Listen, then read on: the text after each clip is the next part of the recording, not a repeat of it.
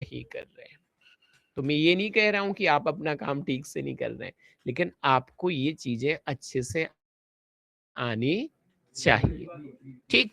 तो आज हम समझेंगे कि कौन-कौन से वाइटल साइन हैं, उनका नॉर्मल वैल्यू क्या है, किस तरीके से चेक करना है और कैसे उसको अपने पीसीआर में डॉक्यूमेंटेड हमें करना है। इसके ऊपर ये हमारा पहला सेशन है। तो बहुत सारे वाइटल साइन हैं जो हम पेशेंट में चेक करते हैं, जैसे उसका ब्रीदिंग, रेस्पिरेशन, स्किन में colour, temperature, capillary refill, pupils, blood pressure, pulse, oxygen saturation, blood glucose, ऐसे बहुत सारे वाइटल साइन। ये वाइटल साइन होते क्या हैं? ये वाइटल साइन हमारे बॉडी के भौतिक चिन्ह है, फिजिकल साइन है। इन साइन से ही पता चलता है कि कोई व्यक्ति जिंदा है या मर गया, या जिंदा है तो अभी किस कंडीशन में है। ठीक है, अब ये वाइटल साइन तो आपको मैंने बता दिया। अब आप एक वर्ड दिख रहे हैं, ट्रेंडिंग। ट्रेंडिंग क्या कहलाता है? तो जब आपने एक बार कंप्लीट सेट पेशेंट के वाइटल साइन ले लिए, जिसमें पेशेंट का pulse, BP, respiration, blood pressure, pupils, oxygen saturation, तमाम वाइटल साइन आपने चेक किए, तो ये एक सेट हो गया। इस एक सेट से हमें पता चलेगा कि अभी मरीज की कंडीशन कैसी है, आगे उसकी कंडीशन में क्या चेंजेस आए, उसको अगर आपको जानना है तो दोबारा वाइटल साइन चेक करने पड़ेंगे। जब आप दोबारा वाइटल साइन चेक करोगे और पहले सेट का दूसरे सेट से कंपेयर करोगे, तो आपको पता चल जाएगा कि मरीज की कंडीशन में सुधार हुआ है कि मरीज की कंडीशन और खराब हो गई। तो एक सेट का दूसरे सेट से कंपेयर करना ही क्या कहलाता है? ट्रेंडिंग कहलाता है। तो हमें भी कई बार पेशेंट के वाइटल साइन एम्बुलेंस में चेक करना है, तब जाके हमें पेशेंट की एग्जैक्ट कंडीशन के बारे में पता चलेगा। ठीक है, अब कौन कौन से वाइटल कम से कम हमें चेक करने चाहिए, उसको याद रखने के लिए एक छोटा सा फॉर्मूला है, जिसे बोलते हैं टीपीआर बीपी। जहां टी का मतलब है टेम्परेचर, पी का मतलब है पल्स, आर का मतलब है रेस्पायरेशन, बी का ब्लड प्रेशर और पी का प्यूपिल्स।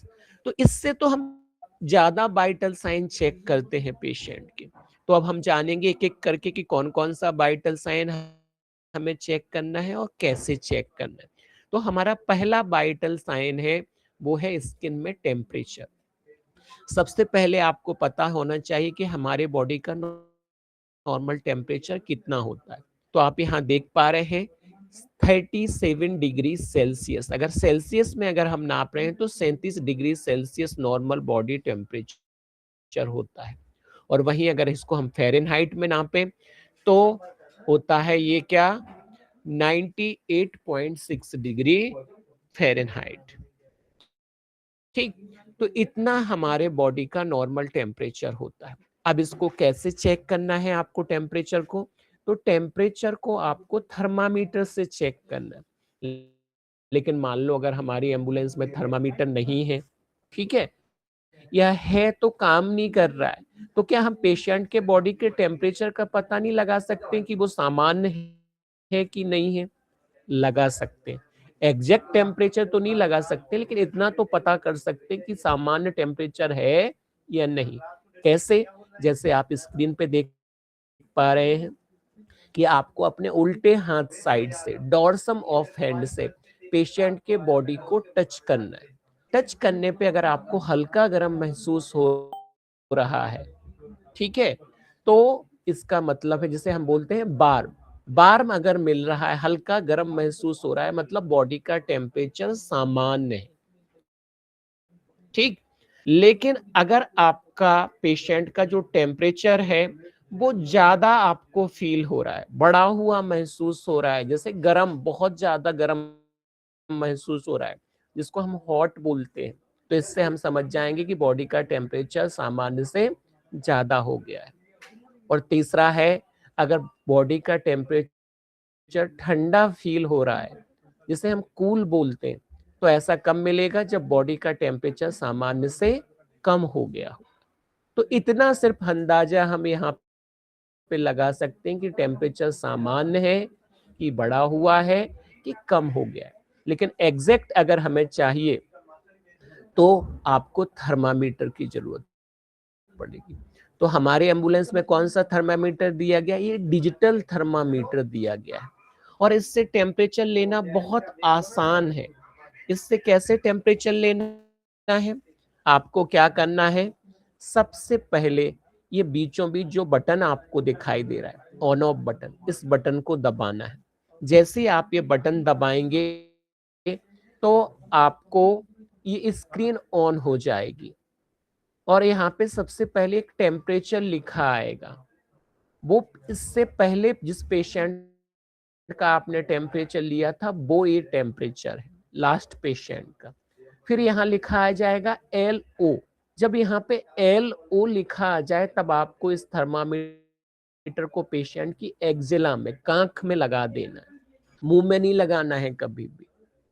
अब कब तक लगा के रखना है? जब तक कि इसमें एक बीप ना आने लगी, इसमें एक आवाज आने लगती है, पी पी पी।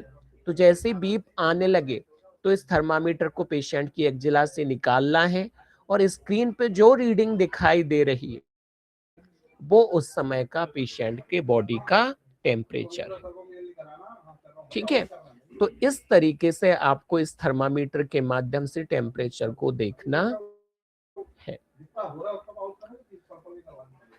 एक और सूचना मैं आप सभी को देना चाहता हूं। अभी 14 लोग ज्वाइन हैं, यहाँ पे मुझे दिखाई दे रहे हैं। तो प्लीज सभी लोग लास्ट तक ज्वाइन रहिएगा, क्योंकि लास्ट तक जो ज्वाइन रहेगा या जिनकी अटेंडेंस मुझे मिल जाएगी उनकी ही मैं आज ट्रेनिंग मानूंगा। ठीक, तो प्लीज लास्ट तक ज्वाइन रहिएगा आप सभी लोग। अब टेम्परेचर के लिए मेडिकल की भाषा में दो शब्दों का इस्तेमाल किया जाता है। तो हम मेडिकल फील्ड में काम कर रहे हैं तो हमें भी पता होना चाहिए। पहला वर्ड है हाइपरथर्मिया। हाइपरथर्मिया वर्ड का इस्तेमाल हम कब करते हैं? जब पेशेंट के बॉडी का टेम्परेचर सामान्य से ज्यादा हो जाए तो उस कंडीशन को हाइपरथर्मिया बोलते हैं। और जब पेशेंट के बॉडी का टेम्परेचर सामान्य से कम हो जाए, स्पेशली 96 डिग्री फ़ारेनहाइट से अगर कम हो जाए तो उसे हाइपोथर्मिया या निम्न ताप बोला जाता है। तो आपको ये दो वर्ड भी पता होना चाहिए। अब टेम्परेचर को आपको अपने पीसीआर में लिखना कैसे? तो हमेशा पहले जो हमें रीडिंग मिली है वो रीडिंग लिखना है और फिर जिस यूनिट में हमने चेक किया है वो यूनिट लिखना है। तो ये जैसे यहाँ लिखा है 102 डिग्री फ़ारेनहाइट। ज्यादातर हम सभी लोग फ़ारेनहाइट में चेक करते हैं टेम्परेचर को, सेल्सियस में चेक नहीं करते। तो इस तरीके से आपको टेम्परेचर को डॉक्यूमेंटेड करना है। अगला हमारा वाइटल साइन है वो है स्किन का कलर। स्किन के कलर से भी हमें पेशेंट के बारे में बहुत कुछ पता चलता है। अब सवाल आता है कि स्किन का कलर हमें कहाँ देखना है? तो अगर आपका पेशेंट एडल्ट है, वयस्क व्यक्ति है, तो हमें उसकी उंगलियों के नाखून के ऊपर स्किन का कलर देखना है। दूसरा, मुंह के अंदर ओरल म्यूकोशा में स्किन का कलर देखना है। तीसरा, आंख के अंदर कंजक्टाइवा या स्क्लेरा पे हमें स्किन का कलर देखना है। अगर आपका पेशेंट वहीं पे इन्फेंट या चिल्ड्रन है, छोटा बच्चा है, तो इन चार जगह के अलावा हम बच्चे के हाथ की हथेलियां और पैर के तलबे में भी स्किन का कलर देख सकते हैं। अब नॉर्मल स्किन का कलर कौन सा होता है? तो नॉर्मल स्किन का कलर होता है पिंक, यानी कि गुलाबी, जिसे हम रोजी भी बोलते हैं। ठीक है, तो अगर ऐसा कलर आपको दिखाई दे रहा है तो इसका सीधा सीधा मतलब है कि पेशेंट के बॉडी में दो चीजें पर्याप्त मात्रा में, पहला ब्लड और दूसरा उस ब्लड के अंदर ऑक्सीजन। तो जब भी बॉडी के अंदर ब्लड और ऑक्सीजन पर्याप्त होगी, हमेशा स्किन का कलर आपको पिंक दिखाई देगा। अब हम बात करते हैं एबनॉर्मल कलर की, और पहला एबनॉर्मल कलर है पेल। पेल कैसा होता है? जैसे आप आखिरी फोटो देख पा रहे होंगे, ये वाली, मटमैला सा। ऐसा कलर कब हो जाता है? जब पेशेंट के बॉडी में बहुत ज्यादा ब्लड का लॉस लॉस हो जाए, जैसे मान लो किसी को कोई चोट लगी, एक्सीडेंट हो गया, बहुत ज्यादा ब्लीडिंग हो गई, तो आप देखेंगे कि वहां पे स्किन का कलर पिंक की जगह आपको पेल दिखाई देगा। तो तुरंत ऐसे पेशेंट को हमें आईवी फ्लूइड देना है अपने ईआरसीपी से बात करने के बाद। दूसरा एबनॉर्मल कलर है साइनोटिक। साइनोटिक कैसा होता है?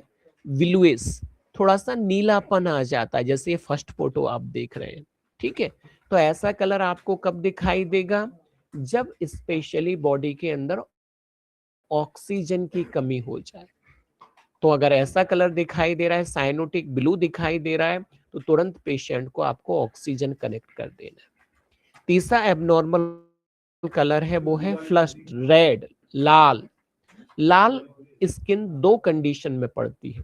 पहली, जब आप बहुत देर तक किसी ऐसी जगह पे रहे जहाँ का टेम्परेचर बहुत ज्यादा है, जैसे मान लो गर्मियों के दिन है और आप धूप में चले जाओ, तो देखना आप थोड़ी देर में लाल पड़ जाते हैं। और दूसरा एक कार्बन मोनोऑक्साइड पॉइजनिंग होती है, जिसे हम सीओ पॉइजनिंग भी बोलते हैं। उस कंडीशन में भी स्किन का कलर रेड पड़ जाता है। चौथा एबनॉर्मल कलर है वो है येलो। येलो मतलब पीला। पीली कब पड़ जाती है स्किन?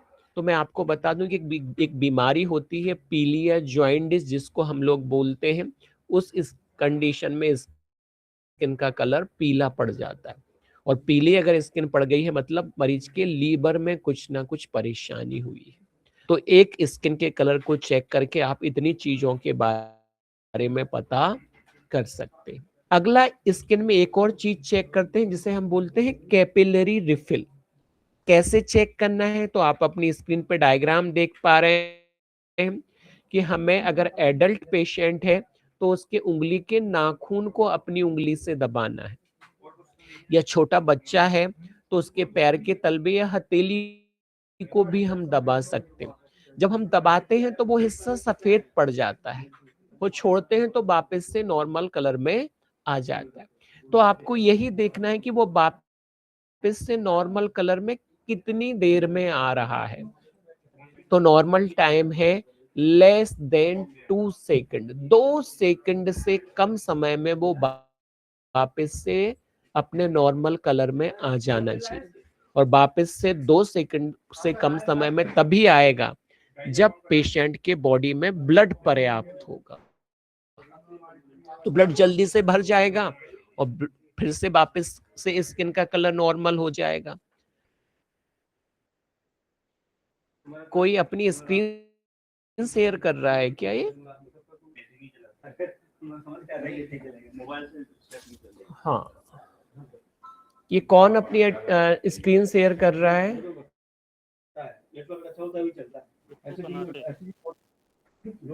भैया ये स्क्रीन क्यों शेयर कर रहे हो आप? आपको भैया ट्रेनिंग ज्वाइन करने के लिए बोला, ये ट्रेनिंग देने नहीं है आपको। स्टॉप शेयरिंग के बटन को प्रेस कीजिए आप। वो नहीं कर पाएंगे, मैं वापस से अपनी स्क्रीन को शेयर कर लेता हूं। प्लीज उंगली को थोड़ा सा काबू में रखिए।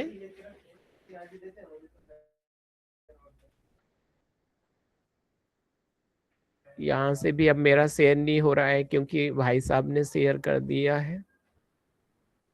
बिट्टू जी,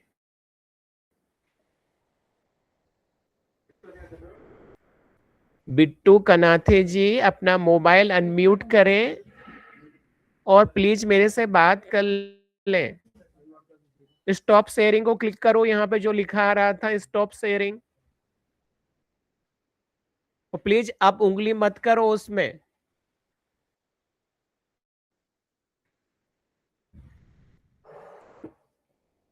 चलो अभी आप सभी को मेरी स्क्रीन दिखने लगी हेलो। होगी।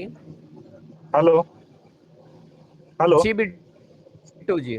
हाँ सर, हाँ ये नेटवर्क बोलिए। नहीं है, उस कारण हो गया वो धोखे से। नेटवर्क चला गया है। चलो कोई बात नहीं, अब माइक को म्यूट कर लीजिए और छेड़िए मत अभी उसको, स्क्रीन को सुन लीजिए अभी पहले।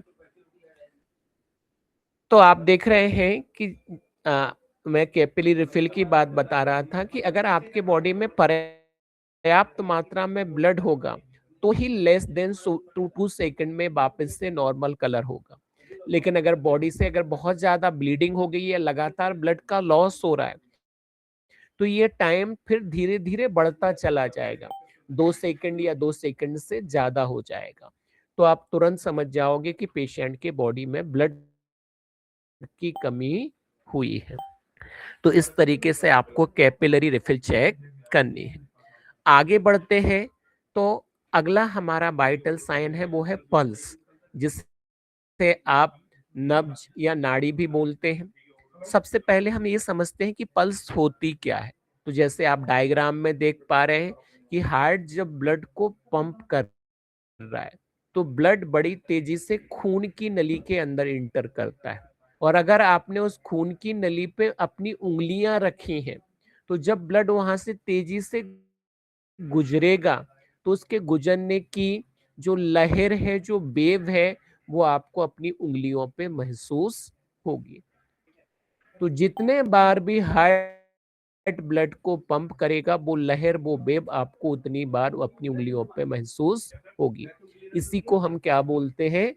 पल्स बोलते हैं। ठीक है। अब जहां जहां हम पल्स को चेक कर सकते हैं उनको बोलते हैं पल्स पॉइंट। हमारे बॉडी में दो पल्स पॉइंट है, दो टाइप के पल्स पॉइंट है, एक है सेंट्रल और एक है पेरिफेरल। जो हार्ट के सबसे नजदीक मिलने वाले पल्स हैं उन्हें बोलते हैं सेंट्रल पल्स, और जो हार्ट से सबसे दूर मिलने वाले पल्स हैं उन्हें हम पेरिफेरल पल्स बोलते हैं। तो हमारे बॉडी में दो ही सेंट्रल पल्स हैं, एक गले में होती है कैरोटिड पल्स और एक जांग के पास होती है फीमोरल पल्स। इसके अलावा बाकी के जितने भी पल्स पॉइंट हैं ये सारे पेरिफेरल पॉइंट हैं। इनमें से हमें कौन सी चेक करना है? तो अगर आपका पेशेंट एडल्ट या चाइल्ड है तो हमेशा आपको उसकी रेडियल पल्स चेक करना है। रेडियल पल्स कहाँ होती है? जैसे डायग्राम में आप देख पा रहे हैं कि कलाई में अंगूठे के ठीक नीचे यहाँ पे ये रेडियल पल्स होती है। तो एडल्ट और चाइल्ड में आपको रेडियल पल्स देखना है। वहीं अगर आपका पेशेंट इन्फेंट है, 1 साल से छोटा बच्चा है, तो हमें रेडियल पल्स चेक ना करके ब्रेकियल पल्स चेक करना है। ब्रेकियल पल्स कहाँ होती है? जैसे डायग्राम में देख पा रहे हैं कि अपर आर्म में, ऊपरी बाजू में, अंदर की तरफ बिल्कुल बीचों बीच ये ब्रेकियल पल्स छोटे बच्चे में मिलती है। तो हमें उस 1 साल से छोटे बच्चे में ये ब्रेकियल पल्स देखना है। अब पल्स में क्या देखना है? तो पल्स में 3 चीजें चेक की जाती हैं, रेट, रिदम एंड क्वालिटी। लेकिन आपको अपने पीसीआर में सिर्फ रेट ही भरना होता है, तो हम रेट की बात करते हैं कि 1 मिनट में कितनी पल्स आपको फील हुई, वो क्या कहलाता है? रेट। तो आपको पूरे 1 मिनट देखने की जरूरत नहीं है, आपको सिर्फ और सिर्फ 30 सेकंड तक पल्स को चेक करना है। 30 सेकंड में मान लो आपको 40 बार पल्स मिली, तो इस 40 पल्स को मैं 2 से गुणा कर दूंगा, तो पूरे 1 मिनट का रेट मुझे मिल जाएगा 80 पर मिनट। तो जितनी भी पल्स मिले आपको 30 सेकंड में, उसको हमें 2 से गुणा कर देना, तो पूरे 1 मिनट का रेट हमें प्राप्त हो जाएगा। तो इस तरीके से आपको पल्स रेट पेशेंट का चेक करना है। अब आपको ये भी पता होना चाहिए कि नॉर्मल पल्स रेट कितना होता है। तो आप यहाँ पे स्क्रीन पे देख पा रहे हैं कि एक एडल्ट का होता है 60 से लेके 100 पर मिनट। मतलब अगर 60 से लेके 100 के बीच में अगर पेशेंट की पल्स आ रही, मतलब नॉर्मल है।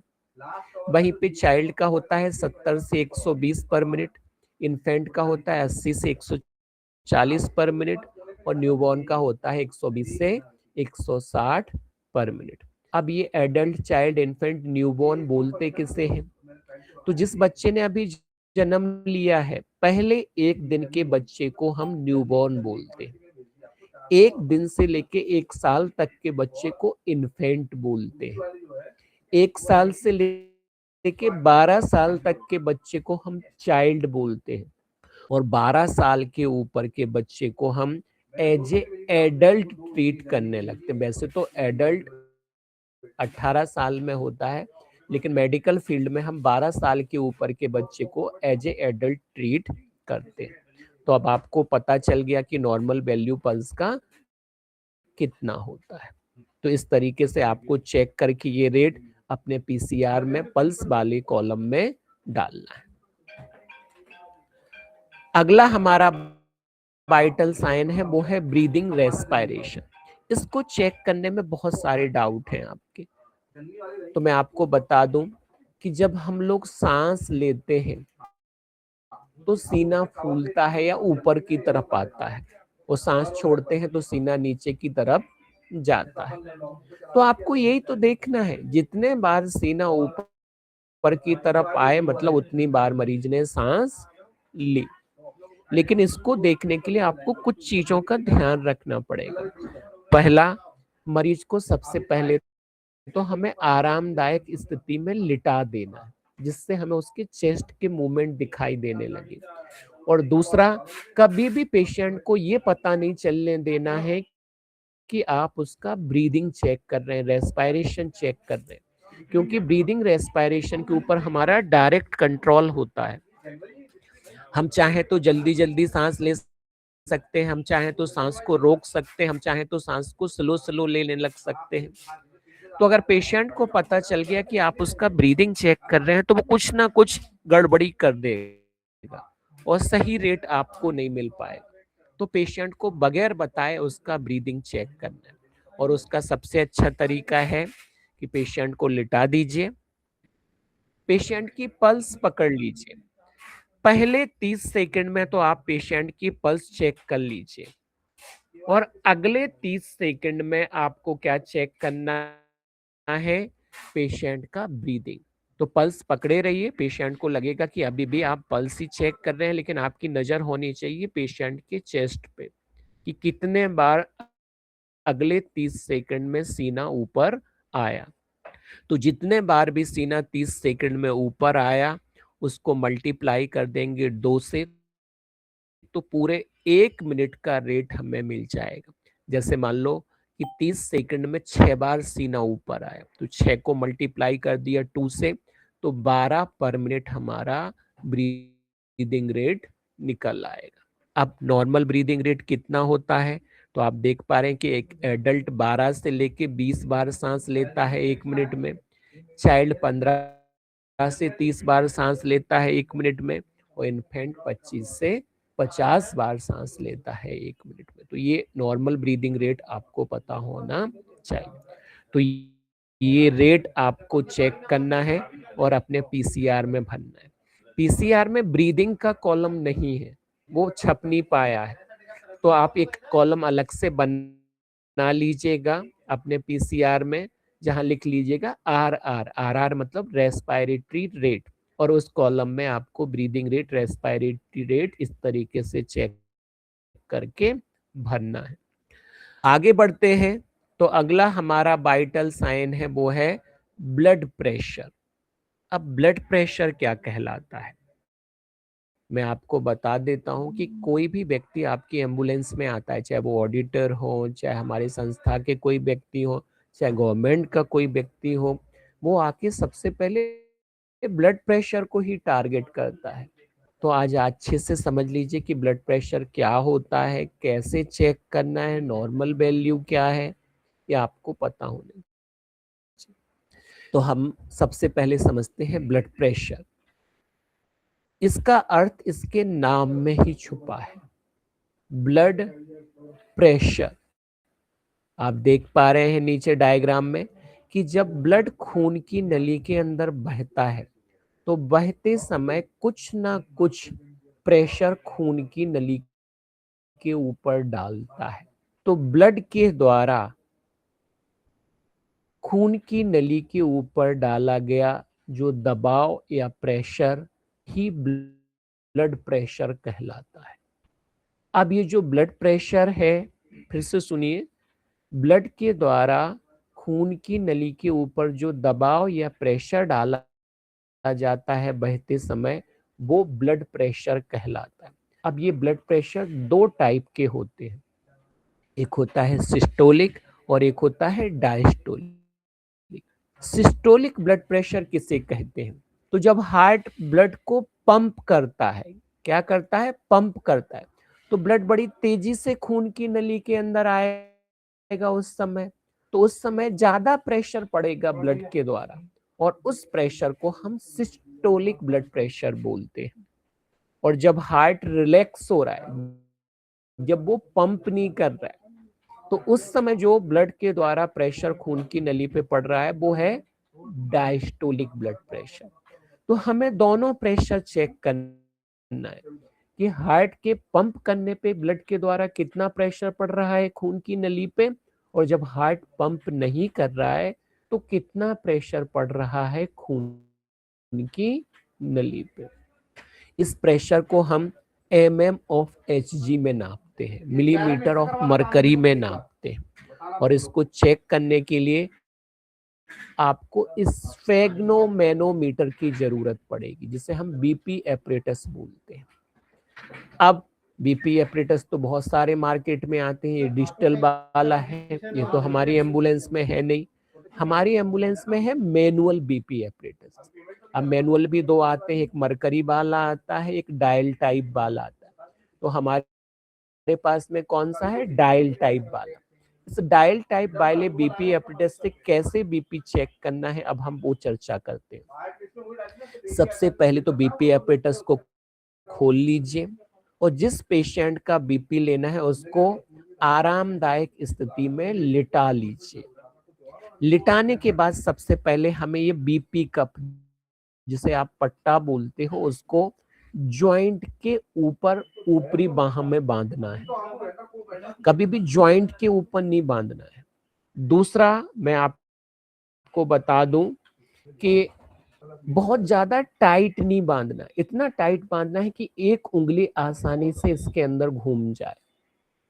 तीसरा आपको ध्यान रखना है कि जब आप इसको बांधें तो इससे जो ये दो ट्यूब निकलती हैं, ये ट्यूब हाथ में हमेशा सामने की तरफ आना चाहिए, बगल में या पीछे की तरफ नहीं रहना चाहिए। तो ये दो तीन चीजों का आपको ख्याल रखना है बीपी कप को बांधते समय। अब क्या करना है कि ये जो डायल दिया गया, इस डायल में पीछे की तरफ हुक होता है, उस हुक की सहायता से इस डायल को हमें बीपी कप के ऊपर टांग लेना है। जैसे ये टांग लिया गया है। अब जो रेगुलेटर दिया गया है, उस रेगुलेटर को अच्छे से बंद कर लेना है। क्या कर लेना है? इस रेगुलेटर को अच्छे से बंद, क्योंकि अभी हमें प्रेशर बढ़ाना है। अगर रेगुलेटर बंद नहीं किया तो प्रेशर नहीं बढ़ पाएगा, तो अच्छे से बंद कर लीजिए। अब आपको क्या करना है? अपने एक हाथ से पेशेंट की पल्स को फील करना है। कौन सी? Radial pulse. किस हाथ की? जिस हाथ में बीपी कप बांधा है, उस हाथ की रेडियल पल्स को एक हाथ से चेक करना है, और दूसरे हाथ से प्रेशर को बढ़ाना स्टार्ट करना है। जब आप प्रेशर बढ़ाओगे तो यहाँ पे जो डायल बढ़ना है ना, इसमें सुई ऊपर की तरफ उठेगी। एक प्रेशर पॉइंट ऐसा आएगा, जैसे मान लो कि जैसे ही आपका प्रेशर 140 पे पहुंचा तो आपको ये पल्स मिलना बंद हो गई। तो अब आपको क्या करना है? पल्स को और सॉरी, पल्स मिलना बंद हो गई तो प्रेशर को अब हमें क्या करना है? 10 से 20 और ऊपर लेके जाना है। तो 140 पे बंद हुई तो 150 160 तक लेके जाएंगी, उससे ज्यादा नहीं कभी लेके जाना।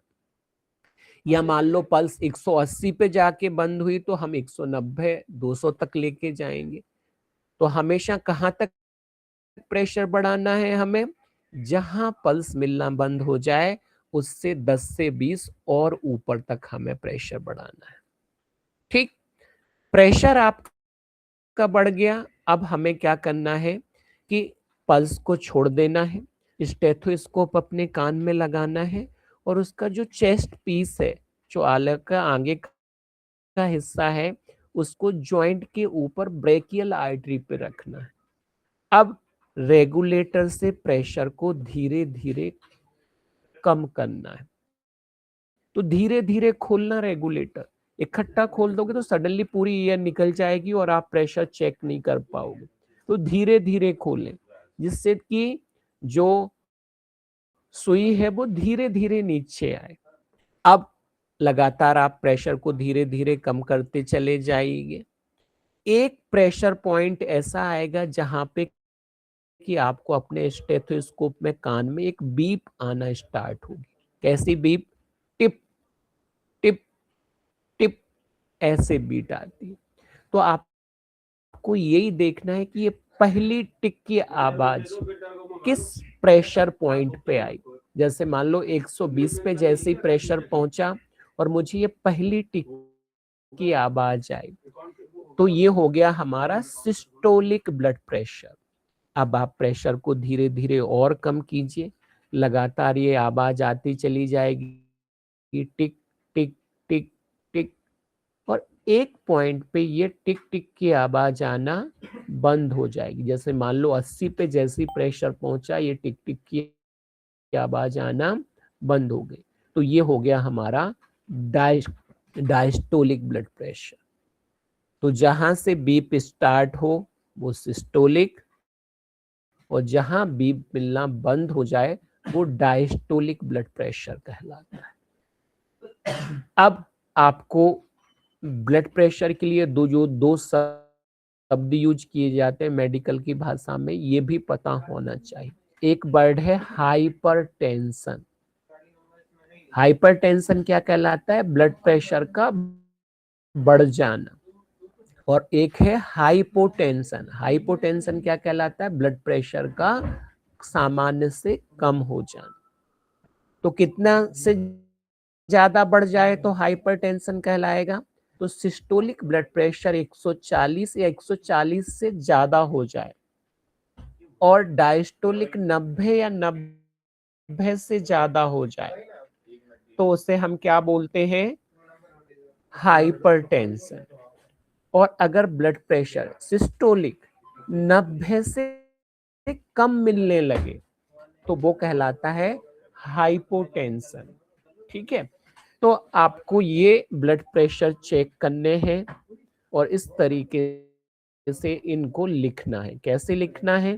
तो हमेशा सिस्टोलिक पहले लिखा जाता है और फिर ऑब्लिक करके डायस्टोलिक लिखा जाता है और फिर उसका यूनिट डाला जाता है।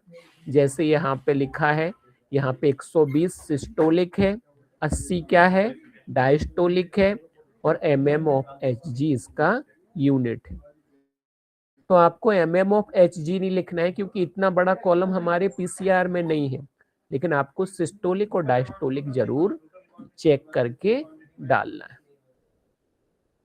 आगे बढ़ते हैं तो अगला हमारा वाइटल साइन है प्यूपिल्स। इसको भी आप ध्यान से समझिएगा क्योंकि इसमें भी बहुत सारे डाउट हैं। आपके पीसीआर फॉर्म देखे मैंने, ये ठीक से भर के नहीं आ रहे हैं, प्यूपिल्स उसमें ठीक से भर के नहीं आ रहा है। तो सबसे पहले तो समझते हैं कि प्यूपिल्स होता क्या है। तो आंख के बीचों बीच ये जो काला गोला आप देख रहे हैं, इसको ही प्यूपिल्स बोलते हैं। अब इसमें दो चीजें चेक करनी होती हैं, एक तो इसका आकार कैसा है, और दूसरा इसके ऊपर जब हम लाइट डाल रहे हैं टार्च से तो ये किस तरीके से रिएक्ट कर रही है। ठीक है, तो देखिए आप यहाँ पे जैसे ही आंख के ऊपर लाइट डाली जा रही तो ये सिकुड़ के छोटी हो रही है और लाइट हटाने पे फैल रही है। फिर से देखिए, ये लाइट डाली छोटी हो गई, हटाया फिर से फैल गई। फिर से देख लीजिए एक बार। तो अगर प्यूपिल्स का आकार, दोनों ही प्यूपिल्स का आकार एक समान है, कैसा है? एक समान। जैसे आप यहाँ देख पा रहे हैं कि ये काला गोला और इसका काला गोला बीचों बीच वाला एक जैसे आकार का है, और जब आप इस पे लाइट डाल रहे हैं तो वो कॉन्ट्रैक्ट हो रहा है और लाइट हटाने पे वो फैल रहा है। तो ये क्या है? Normal pupils. अब हम बात करते हैं कुछ एबनॉर्मल प्यूपिल्स की। एक होती है कॉन्स्ट्रिक्टेड प्यूपिल्स। कॉन्स्ट्रिक्टेड प्यूपिल्स क्या होती है कि जब आपने पेशेंट की आंख में देखा तो ये काला घेरा बिल्कुल सिकुड़ करके बिल्कुल छोटा सा हो गया है, जितना कि एक पिन का पॉइंट होता है। तो ऐसे प्यूपिल्स कब मिलेंगी कि इतने पिन के पॉइंट के जैसी छोटी हो जाएंगी अपने आप ही? जब पेशेंट ने खेती में यूज होने वाला कोई कीटनाशक पी लिया है, जिसे हम बोलते हैं ओपीपी पॉइजनिंग, ऑर्गेनोफॉस्फोरस पॉइजन। अगर ये पेशेंट को हुई है तो आप जब उसकी आंख चेक करोगे तो दोनों ही प्यूपिल्स सिकुड़ के बिल्कुल छोटी हो गई होंगी, तो आप तुरंत समझ जाओगे कि इसने कोई कीटनाशक पिया। एक होती है डायलेटेड प्यूपिल्स, जिसमें कि ये दोनों काले घेरे प्यूपिल्स फैल करके बड़े हो जाते हैं, डायलेट हो जाते हैं। कब होते हैं ऐसे? धतूरा पॉइजनिंग के केस में, कोई धतूरा अगर खा ले तो। एक होते हैं अनइक्वल प्यूपिल्स, कि एक बड़ा है एक छोटा है। ऐसा कब मिलेगा? ब्रेन इंजुरी, हेड इंजुरी के केस में। जब भी ब्रेन इंजुरी, हेड इंजुरी होगी तो दोनों प्यूपिल्स का आकार एक जैसा दिखाई नहीं देगा, तो आप समझ जाओ कि पेशेंट को हेड इंजुरी या ब्रेन इंजुरी हुई है। अब आपने मृत व्यक्ति में भी डॉक्टर को प्यूपिल्स को चेक करते हुए देखा होगा, तो यहाँ आप जो प्यूपिल्स देख रहे हैं ये डेड पेशेंट की है। डेड पेशेंट में आप देखो ये काला घेरा जो प्यूपिल से ये फैल करके बड़ा हो गया है, यानी कि डायलेट हो गया है। और अब इस पे हम लाइट डालेंगे तो इसमें कोई भी रिएक्शन नहीं होगी। नॉर्मली लाइट डालने पे सिकुड़ती है, लेकिन अब यहाँ पे कोई भी रिएक्शन नहीं होगा। तो प्यूपिल्स अगर डायलेट हो गई है और फिक्स हो गई है, कोई रिएक्शन नहीं हो रहा है, मतलब व्यक्ति मर चुका है। लेकिन कभी भी आपको पेशेंट को डेड डिक्लेयर नहीं करना है, आपको तो नजदीकी अस्पताल ले जाके डॉक्टर से ही पेशेंट को डेड डिक्लेयर कराना है। अपने पीसीआर में ये प्यूपिल्स कैसे भरना है? तो आपने पीसीआर फॉर्म देखा होगा। प्यूपिल्स वाले कॉलम के नीचे दो कॉलम बने हैं, एक है लेफ्ट साइड का, एक है राइट साइड का। तो सबसे पहले हम लेफ्ट आंख में देखेंगे क्या? साइज, कि उसका आकार कैसा है, वो फैल करके बड़ी हो गई है कि सिकुड़ करके छोटी हो गई है कि सामान्य आकार की है। तो जैसा भी आकार आपको मिल रहा है, आकार नॉर्मल है तो पूरा नहीं लिखना है, नॉर्मल एल लिख दीजिए। डायलेट यानी फैल करके बड़ी हो गई है तो डी लिख दीजिए। और कॉन्स्ट्रिक्टेड यानी सिकुड़ करके छोटी हो गई है तो सी लिख दीजिए। तो पहले हमने साइज लिखा, फिर ऑब्लिक करके अब हम क्या करेंगे, लेफ्ट साइड की आंख में टॉर्च से लाइट डालेंगे। लाइट डालने पे वो जल्दी ही सिकुड़ रही है और लाइट हटाने पे जल्दी ही वो फैल रही है, तो इस मूवमेंट को बोलते हैं ब्रिस्क मूवमेंट। अगर ये मूवमेंट स्लो स्लो हो रहे, धीरे धीरे सिकुड़ रही है, धीरे धीरे फैल रही है, तो उसको बोलते हैं स्लगिश मूवमेंट। और लाइट डालने पे अगर कोई भी मूवमेंट नहीं हो रहा है तो उसको बोलते हैं नॉन रिएक्टिंग। तो जैसा भी आपको लाइट डालने पे मिल रहा है, ब्रिस्क मिल रहा है तो लिख दीजिए B, sluggish movement, slow movement मिल रहे हैं तो लिख दीजिए एस, और कोई भी मूवमेंट नहीं हो रहा है लाइट डालने पे तो लिख दीजिए एनआर। एनआर मतलब नॉट रिएक्टिंग। तो पहले हमने साइज लिखा लेफ्ट वाले कॉलम में और फिर रिएक्टिंग टू लाइट लिखा। तो इस तरीके से लेफ्ट वाला कॉलम हमने भर दिया। अब हम राइट साइड की आंख में भी ये दोनों चीजें चेक करेंगे और जैसा भी साइज और रिएक्टिंग टू लाइट मिल रहा होगा वो वहां पे राइट वाले कॉलम में लिख देंगे। तो इस तरीके से आपको प्यूपिल्स को चेक करके यहाँ पे भरना है। अगला हमारा वाइटल साइन है वो है SpO2, ऑक्सीजन सेचुरेशन, की ब्लड के अंदर कितने % ऑक्सीजन मौजूद है। इसको चेक करने के लिए हमें पल्स ऑक्सीमीटर की जरूरत पड़ती है और नॉर्मल लेवल कितना होता है, 95 से लेके 100%। अगर 95 से कम आ रहा है मतलब मरीज को ऑक्सीजन की कमी है, तो तुरंत हम ऑक्सीजन लगा देंगे। इस पल्स ऑक्सीमीटर से हम मरीज की दो चीजें चेक कर सकते हैं, एक तो SpO2 और दूसरा ये पल्स भी पेशेंट की बताता है। अब कैसे चेक करना है, तो आपको क्या करना है कि इस पल्स ऑक्सीमीटर को पीछे से ऐसे दबाना है तो इसका मुंह खुल जाएगा। अब इसमें उंगली उंगली आपको पेशेंट की लगानी होती है, तो उस उंगली को लगाइए जिसका नाखून साफ सुथरा है, उस पे कोई नेल पॉलिश या मेहंदी या और कोई गंदगी ना लगी हो, क्योंकि अगर गंदगी लगी है तो फिर ये सही रीडिंग नहीं देता है। उंगली लगाने के बाद यहाँ पे ऑन ऑफ का बटन दिया गया है, इस बटन को आपको दबाना है। जैसे ही आप ये बटन दबाओगे तो स्क्रीन ऑन हो जाएगी और कुछ ही सेकंड में आपको ये दोनों रीडिंग देखने को मिल जाएगी, एक SpO2 का परसेंटेज और दूसरा पेशेंट की पल्स। ये आखिरी वाइटल साइन बचा है, इसके बाद सेशन कंप्लीट हो रहा है। प्लीज सभी लोग ज्वाइन बने रहिएगा, अटेंडेंस होगी लास्ट में। ग्लूकोमीटर या ब्लड ग्लूकोज की हम बात करने वाले। ब्लड ग्लूकोज यानी कि मरीज के ब्लड के अंदर ग्लूकोज की मात्रा कितनी है, उसको अगर आपको चेक करना है तो आपको ग्लूकोमीटर की जरूरत पड़ेगी। और नॉर्मल वैल्यू कितनी होनी चाहिए ग्लूकोज की? 70 से लेके 140 मिलीग्राम पर डेसीलीटर होना चाहिए। अगर 70 से 140 के बीच में रीडिंग आ रही है मतलब ग्लूकोज सामान्य है। ठीक, अब ये जो ग्लूकोमीटर देख रहे हैं आप, इसमें एक तो ये मॉनिटर होता है, एक ग्लूको स्ट्रिप होती है, एक निडल होती है जिसे लैंसेट बोलते हैं, और एक सैंपलर होता है। तो लैंसेट और सैंपलर से हम ब्लड का ड्रॉप निकालते हैं। आपको पता ही होगा कि कैसे हम उंगली से ब्लड का ड्रॉप निकालते हैं। कैसे चेक करना है? सबसे पहले ग्लूको स्ट्रिप को मॉनिटर के अंदर लगाना है। जैसे आप ग्लूको स्ट्रिप मॉनिटर में लगाओगे तो ये ऑन हो जाएगा, और ऑन होते ही यहाँ पे सबसे पहले आपको एक रीडिंग दिखाई देगी। वो प्रीवियस पेशेंट की रीडिंग होती है, इससे पहले जिस पेशेंट का आपने शुगर चेक किया था वो रीडिंग होती है। और फिर यहाँ पे एक बूंद का निशान बन के आ जाएगा, ड्रॉप का निशान।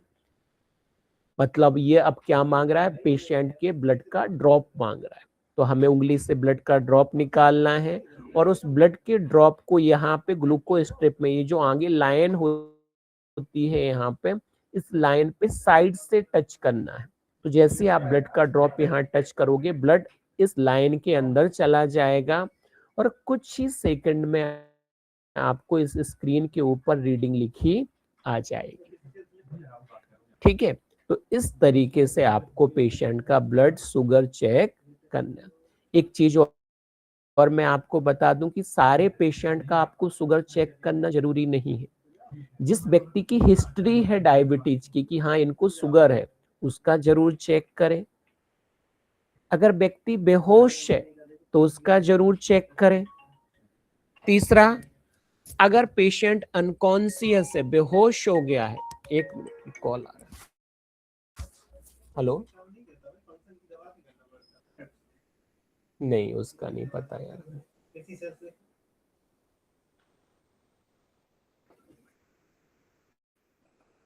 ठीक ठीक ठीक है,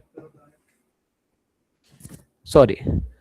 तो मैं बता रहा था कि अगर डायबिटीज की हिस्ट्री है तो जरूर चेक करेंगे, पेशेंट अनकॉन्शियस है तो जरूर चेक करेंगे, पेशेंट ने दारू पी रखी है तो जरूर शुगर चेक करेंगे, और लकवा अगर पेशेंट को मार गया है, पैरालिसिस हो गया है, तो जरूर शुगर चेक करेंगे। तो इन 4 कंडीशन में जरूर हमें शुगर चेक करना चाहिए। शुगर अगर बढ़ जाती है तो उस कंडीशन को हम बोलते हैं हाइपरग्लाइसीमिया, और शुगर कम हो जाती है तो उसको हम बोलते हैं हाइपोग्लाइसीमिया। तो ये भी आपको पता होना चाहिए। जब ये सारे वाइटल साइन आप पेशेंट के चेक करें तो आपको कुछ चीजों का ध्यान रखना है। अगर आपका पेशेंट क्रिटिकल है, गंभीर स्थिति में है, तो हर 5 मिनट में उसके वाइटल साइन हमें चेक करते रहना चाहिए जब तक कि वो अस्पताल ना पहुंचे। अगर पेशेंट सामान्य है तो हर 15 मिनट में जरूर एक बार चेक करना चाहिए। इतने बार चेक नहीं कर पा रहे तो कम से कम 3 बार जरूर चेक करें। पहला, जब आप घटना स्थल पे पहुंचे मरीज के पास। दूसरा, जब आप उसको लेकर के अपनी एम्बुलेंस में अस्पताल जा रहे हैं उस दौरान। और तीसरा, अस्पताल में भर्ती कराने से पहले। चलते हुए एम्बुलेंस में वाइटल साइन लेने में दिक्कत होती है, लेकिन हम बार बार एम्बुलेंस को रोक नहीं सकते। तो आपको प्रैक्टिस करनी पड़ेगी, और प्रैक्टिस जब आप करेंगे तो आप चलती हुई एम्बुलेंस में भी ठीक से वाइटल साइन ले पाएंगे। अगर आपने किसी डिजिटल उपकरण से चेक किया है वाइटल साइन, तो उसको एक बार मैनुअली भी कंफर्म करें। और अगर आपने कोई रीडिंग ली है और उसमें आपको डाउट लग रहा है, तो एक बार दोबारा से उस वाइटल साइन को हमें चेक करके देखना चाहिए। तो इन कुछ चीजों का आपको ध्यान रखना है पेशेंट के वाइटल साइन को चेक करते समय। अब एक चीज बची है, वो है ये कि आप सबकी अटेंडेंस मुझे चाहिए। तो मैं बता देता हूं कि कितने लोगों की अटेंडेंस मुझे मिल गई। जितने लोगों की अटेंडेंस मिली है उनकी ही आज ट्रेनिंग मानी जाएगी। तो प्लीज अटेंडेंस दिए बगैर ट्रेनिंग को मत छोड़िए। मैं आपको बता रहा हूं कि कितने लोगों की अटेंडेंस मिली है। अगर आपने नहीं भेजी है तो प्लीज भेज दीजिएगा, मैं तरीका बता दूंगा। दीपक कुमार की मिल गई है मुझे, बंटी मार्सकोले की गई है, पंकज राणे की मिल गई है, अलिकेश गवंडे की मिल गई है, सरिता की मिल गई है, दिलीप की मिल गई है, रिंकू की मिल गई है, विशाल की मिल गई है और राजेश बिंझाड़े की मिल गई है। जिनने अभी नहीं भेजी है, प्लीज अपने मोबाइल नीचे की तरफ 3 डॉट के निशान आपको दिखाई दे रहे होंगे, उसको क्लिक हाँ नोट कीजिए। वहां कॉल ये मैसेज लिखा आएगा, इन कॉल मैसेज में जाकर के अपना नाम और आईडी नंबर टाइप करके भेज दीजिए। तो हाँ फिर से सुन लीजिए, 3 डॉट पे जाइए, इन कॉल मैसेज में जाइए और अपना नाम और आईडी नंबर टाइप करके, हाँ जैसे अभी नवनीत का आ गया है, उमेश पवार का आ गया है, यशवंत पंडागरे का आ गया है, हरिओम हरिराम सतपुते का आ गया है।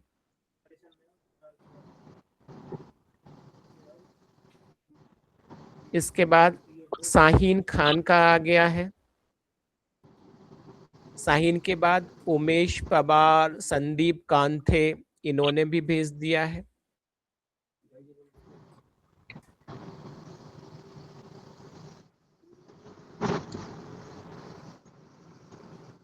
आशीष खातरकर साहब ज्वाइन हुए हैं अभी अभी। तो आप लेट हो गए खातरकर साहब, ट्रेनिंग खत्म हो गई आज की।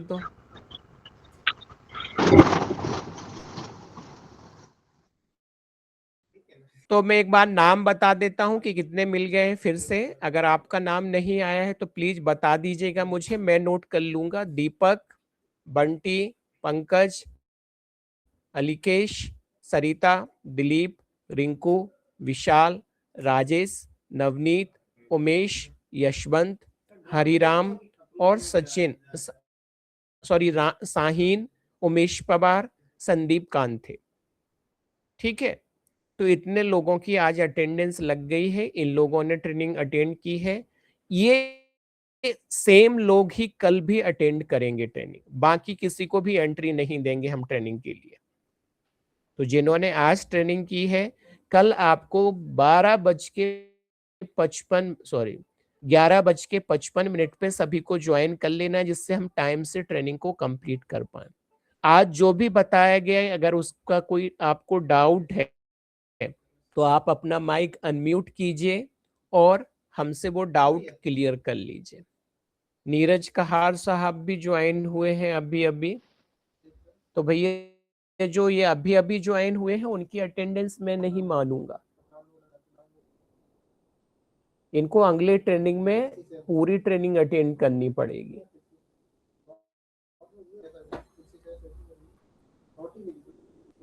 तो चलिए, अगर आपके कोई डाउट नहीं है तो आज ट्रेनिंग हम यहीं पे कंप्लीट मानते हैं। कल 11:55 पे सभी लोग ज्वाइन कर लीजिएगा।